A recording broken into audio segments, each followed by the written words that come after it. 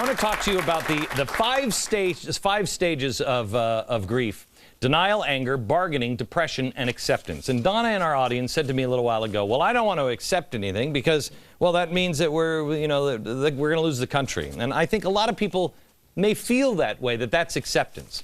Let me show you what real acceptance is. Spring 2005, Captain Scotty Smiley, he's leading a combat brigade in northern Iraq. They were looking for car bombers, and his platoon rolled up next to a nervous-looking man in a suspicious-looking car. Last thing Captain Smiley saw was that man's face with his hands in the air. That's when he set off a massive bomb, sending shrapnel through Captain Smiley's eyes and into his brain, leaving him partially blind, leaving him completely blind and partially paralyzed. The suicide bomber took his sights, but he didn't live. He didn't live. I'm not sure if Captain Scotty Smiley wanted to live at the time himself. He's here to share a remarkable story. He is the Army's first blind active duty officer and also the author of Hope Unseen. Also joining us is his wife, Tiffany. Hi, guys. How are you? Thank you. I have to tell you, I was out, you're at West Point now, and we had some guys from West Point, was it last week or 2 weeks ago, and I took a bunch of the cadets out to dinner, and your name came up, and I was touched by your story, and also by the first part of it, and Tiffany, if you can help fill in some of the blanks here from your side, but Scotty, you were angry when you were very angry, and you didn't even recognize God or anything else, right? No, my life, in my opinion, was taken from me, and it's hard for anyone to deal with that. We had gone into Scotty's room before his eye surgery and asked him to pray, or just, you know, if he would join us, and he said, I don't know who God is anymore. You thought your life was over. You couldn't be in denial because did you experience denial? I was in a lot of stages at that time. Right. Denial, anger, resentment, fear. I didn't know what to think. Depression, everything was there, and I think it was very difficult to understand that my life was going to be completely different. So when you went to acceptance, it wasn't acceptance of I'm blind, so now I'm just going to have this life of a poor blind man with a cup. It was, okay, I'm blind, yeah. So what, right? Yeah, it was. It was the morning after I had an 8-hour surgery.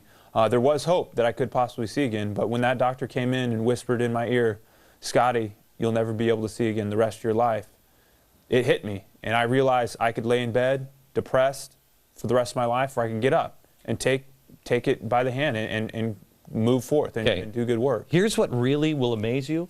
He's climbed Mount Rainier, blind. You have gone surfing in Hawaii. What else have you done? I don't even know. I can't even surf fully sighted. I just get up on the board. It's not bad. Yeah. What else have you done? I've been snow skiing out in Vail, Colorado, hiking, skydiving. I just live life. God's given me an amazing life to live, and I want to take it for what it is. Look at the pictures. I mean, you were on the board in Hawaii. Tiffany, what happened? What was the change? What happened? It was very hard for us to be in the hospital and see Scotty so devastated. But honestly, it was that day after the eye doctor told him he'd never see again, and he got up. Even though that was hard, he still got up. He got up and took a step forward, whether it was just a shower for that day. It gave me hope that he had the drive to go on. Did you worry at all that you lost your husband? I mean, that he was going to be a guy who just didn't... I mean, I was pretty sure I could live with a blind man, but I wasn't so sure I could live with a man who was angry and resenting God. So I went back and prayed for his spirit and for, God just to speak to him. And so you're the first person now active duty to continue to serve, and you're blind. Acceptance. Explain acceptance to me. What does that mean now? It's about not only accepting blindness, but accepting the life that I was going to live, and accepting it by moving forward. And the decisions that I was going to make, I had to believe in them. I had to know that I was going to be blind, and I had to be perfectly fine with it. Is your life better, worse, or just different? Oh, it's 100% better. I've told everyone that I talk to, if I had a chance to redo anything in my life, I wouldn't change a thing. It's better to be blind. The way that God has used me and is continually using me now, I could never change a thing in my life. Even though my wife's beautiful, and I'd love to see her. She's been horribly disfigured by acid. I'm sure. My sense of feeling has not gone away. Okay, the name of the book is Hope Unseen. Please pick this up. And Donna, does this help you with acceptance? Yes. This is acceptance. Oh, yeah. This is, I'm not going to lay around in bed. I'm not gonna, okay, so the country changes. Okay, so but we're not going to lose the Constitution. We're not going to lose the essence of who we are. This is real acceptance. Captain Scotty, so very pleased to meet you, Thanks, sir. man. I appreciate it. Thank you. God bless you. Back in a minute.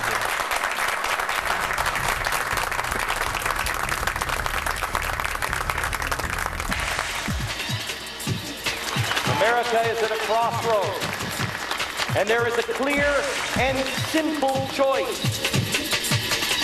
Do we choose to just look at the stars? Do we choose to look back? Or do we do what every great generation has done in America in times of trouble? Look ahead. Dream about what we are going to become, not worried about what we are. Look forward. Look west. Look to the heavens. Look to God and make your choice. All right, Keith Abloh is here. He's a psychiatrist and Fox News contributor, and we're kind of doing a little shrinkage talk here on, that sounds bad, especially with the TSA in the news. But we're doing a talk a little bit about the country and the 5 stages of grief: denial, anger, bargaining, depression, and acceptance. Where are you, and how do you get to acceptance? Let me go to, I'm sorry, Carol. Hi, Carol. Hi. Go ahead.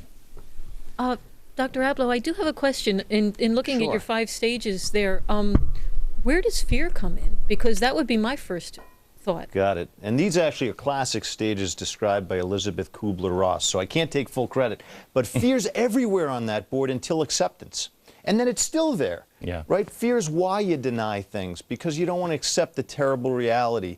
And it's why you're so angry, because you say, why me?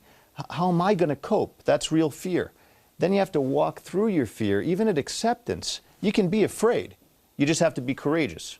What I found is that almost every person to a one that has experienced some sort of tragic grief, the first words out of their mouth are, what am I going to do now? I think that is the feeling of confusion, being lost. That's where great leadership comes in too. By the way, we inspire each other. People don't dwell on these things normally, but that's a miracle.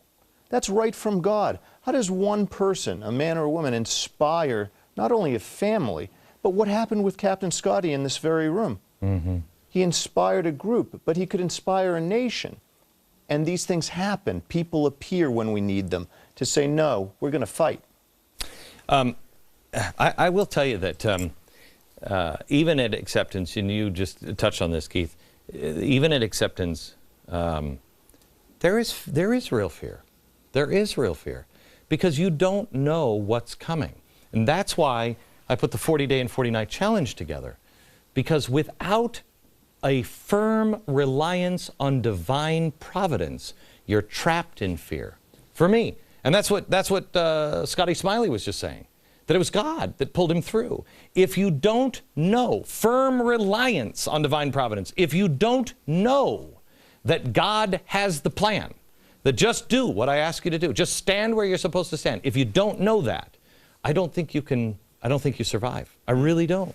We've talked about Moses and the burning bush, yeah. Right? And God says to him, go, talk to the Pharaoh, have him release your people. And he said, who am I to do this? Right. And it's beyond, I mean, think of Moses. Think of Moses. Pharaoh and Moses with a stick. And he did it. Back in just a second.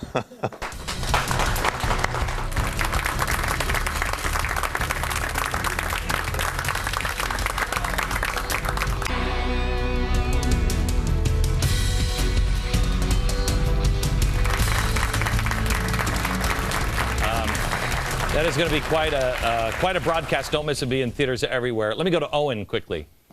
Before we were talking about acceptance and how if you're there you can move on. But with all the laws that have been passed recently, both under Bush and Obama, where do we go from here to get some of them changed either or? You know, what's the process? I mean, you have to look back to the past. That's why look back to Martin Luther King. There were lots of laws about white drinking fountains only. Look back to Gandhi. Look what he did. You know, there are many ways to skin a cat. The successful ones are the ones where people understand, oh, it's not just me. Go ahead, beat me in the head. It's not me.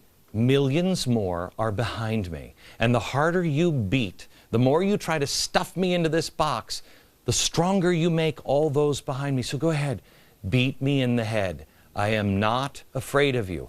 Everything. From the TSA, everything. They are trying to make you afraid. Oh, I don't want to go through that. I don't want to do that.